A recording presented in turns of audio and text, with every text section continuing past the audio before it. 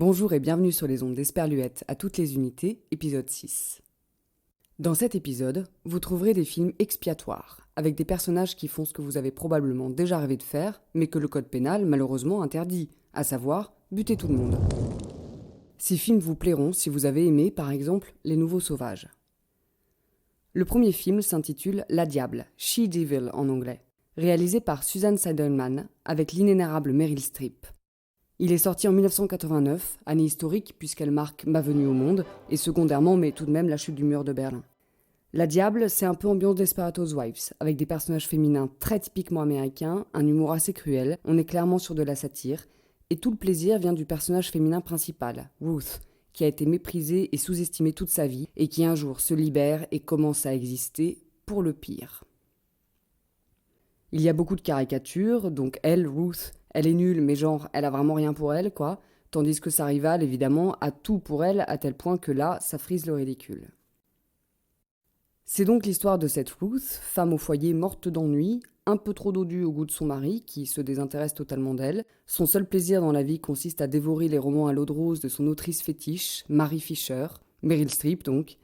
Un jour, son mari la plaque pour une autre femme. Bon, déjà, le coup est rude, mais qui est cette autre femme ? Mary Fisher. Elle vit dans un manoir où tout est rose bonbon et fluffy, son petit toutou est fluffy, elle-même a l'air sauvagement conne. Elle est vraiment la milliardaire américaine kitsch au possible des années 80, du plus parfait mauvais goût. Ruth, la ratée de service, se lance alors dans une vengeance implacable, épique et jubilatoire, en mode Némésis, et décide de pourrir la vie de son ex-mari et de sa nouvelle femme. Elle organise une succession de pièges et d'attaques pour détruire de manière systématique, méthodique et définitive chacun des aspects de la vie de son ex-époux. Explosion, changement d'identité, manipulation mentale d'une vieille dame un peu sénile, tout est bon pour que sa vengeance soit absolue.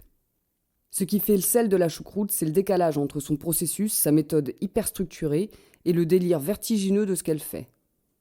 Amusez-vous bien, j'espère que ça vous donnera pas trop d'idées.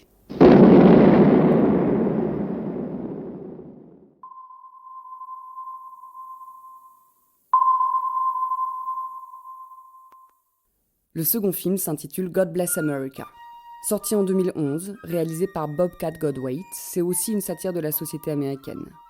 Là, on est sur le plaisir de voir un mec dégommer non pas juste des gens qui lui ont fait du mal personnellement, mais la société tout entière, tout ce qu'elle a de méprisable et d'insupportable. C'est un mec banal, quoi, vraiment monsieur tout le monde, qui va fondre un plomb et partir en roue libre défoncer tout ce qu'il déteste et que la société porte au nu.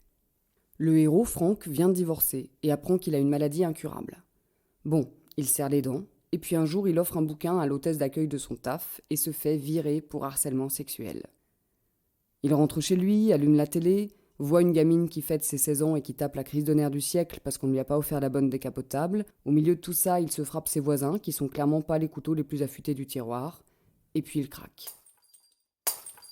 Il a les fils qui se touchent, il se procure un gun et décide de buter tous les gens stupides qui croiseront sa route.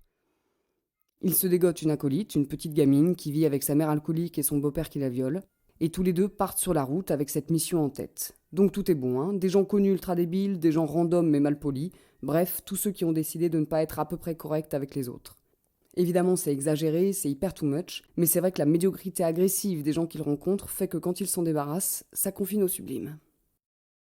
Un petit dernier pour la route, pas de critique extensive car il n'est pas spécialement méconnu, mais au cas où vous ne l'ayez pas vu, il s'appelle Noblesse oblige. Alec Guinness joue tous les rôles du film, donc déjà belle perf. Le scénario est très soigné, jusqu'à la dernière minute, c'est hilarant et délirant.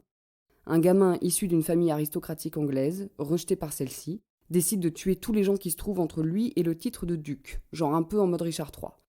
Avec des moyens très inventifs, disons-le, il assassine toutes ces personnes, et il n'y a non pas un mais deux plot twists qui valent grave le détour.